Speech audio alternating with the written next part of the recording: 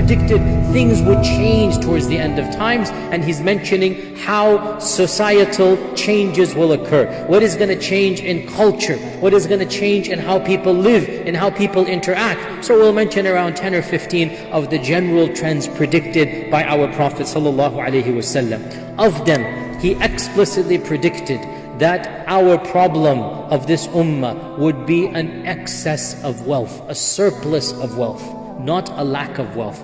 Generally speaking, the ummah would have plenty of wealth. Hadith is in Sunan al-Tirmidhi. Every ummah is tested with one fitna. And the fitna that Allah will test my ummah with is money. The fitna that Allah will test my ummah with is money. Hadith in Sahih Bukhari, that one day money came from Bahrain and the Prophet was going to distribute it at Fajr time.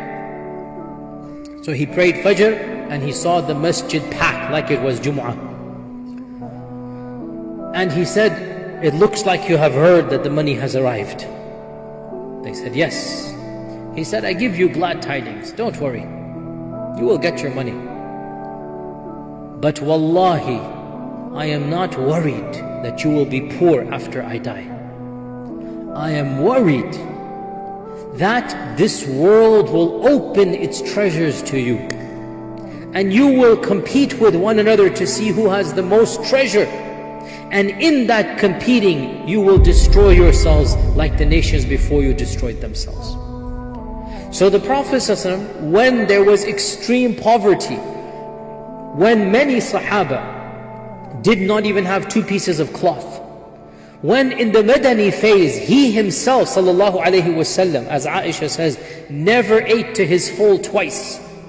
When 6 weeks would go by and they didn't light a fire because they didn't have meat to cook. 6 weeks would go by without a fire. In that phase, the Prophet ﷺ predicted, my ummah will be a rich ummah. And we have wealth.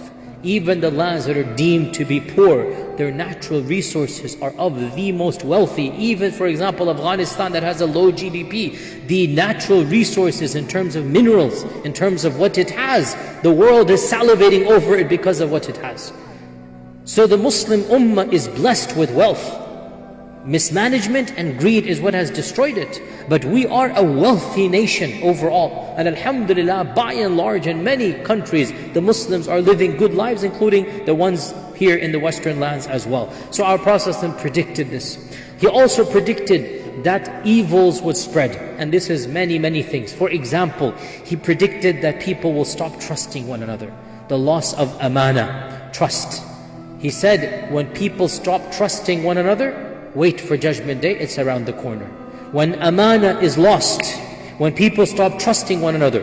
He also predicted the rise of corrupt and evil rulers.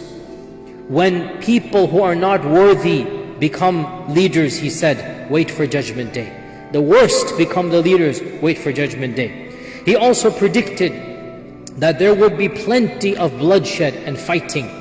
He predicted that the ummah would fight at a time when no 2 Muslims had ever drawn swords against one another. Imagine that. Never in the seerah did 2 Muslims draw blood as a civil war in the time of the Prophet ﷺ. Never did the 2 Muslim camps, in one occasion they came close to a fist fight, but it never went beyond that, never went beyond that. And even that fist fight, if you read the seerah, the munafiqun were the ones that were instigating it, and not even there. And the Prophet ﷺ predicted that the ummah would continually fight amongst itself until Judgment Day. Once the sword is unsheathed, he said, it will never be put back in, and the ummah will constantly fight until Judgment Day. He also predicted that not only the ummah, but overall killing and bloodshed and wars would be increased. And he predicted that people would kill one another for no reason whatsoever. And this was unknown. Mass shootings that are common in this land, we grow up and we are accustomed to them. Every few days we wake up and some crazed lunatic has killed people for absolutely no reason. We are accustomed to it. We need to understand this phenomenon does not take place anywhere in the world other than this land. You all know this. Anywhere in the world, this really does not take place. Number 1. Number 2, even this is a recent phenomenon. It is unknown in human history that people just go on a mass killing for no reason and kill people. And our Prophet ﷺ said, the judgment day will not come until the killer and the one killed will not know why each one did it to the other. Neither will the killer have a motive, nor the one killed will know, why was I killed? What was the purpose of my killing? Senseless killing. And this was predicted by our Prophet ﷺ in hadith in Bukhari. الرحمن الرحيم هو الذي أرسل رسوله بالهدى ودين الحق ليظهره على الدين كله وكفى بالله شهيدا. محمد رسول الله والذين معه